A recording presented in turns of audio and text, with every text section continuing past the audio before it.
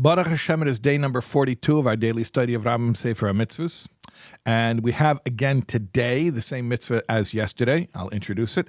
Negative commandment number 322, Loi Sevaru Eish. Do not kindle a fire. Okay, so yesterday we spoke about an incredible lesson that the Rebbe taught based on this mitzvah on the first yard site of the Rebbe's Chaim Mushkin. If you didn't watch yesterday, I really personally just want to encourage you to go watch it because I think it's very special. Let me talk more about the technicalities of this mitzvah. There's a discussion, I mentioned it yesterday, that we already know that kindling a fire is one of the 39 forms of labor. So why is it specifically singled out to be mentioned on its own? So that's a discussion that takes place in the Gemara in Shabbos Daf Ayin Amud Aleph, and there are a couple different explanations from our sages about why kindling a fire is specifically mentioned explicitly as opposed to the other forms of malacha, of productive, creative labor.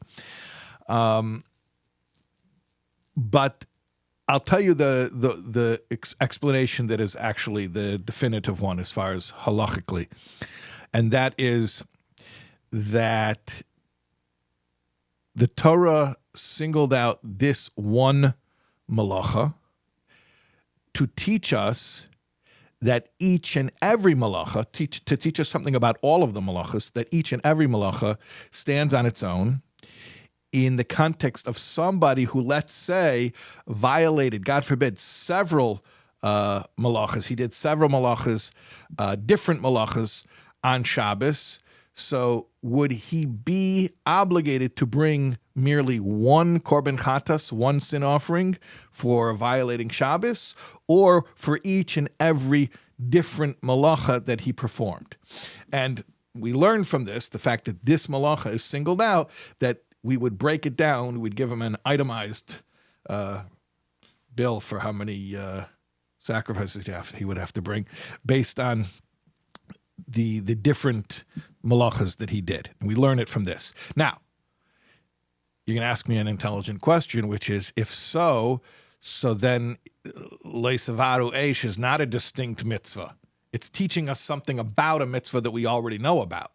So then why does that include it as one of the 613?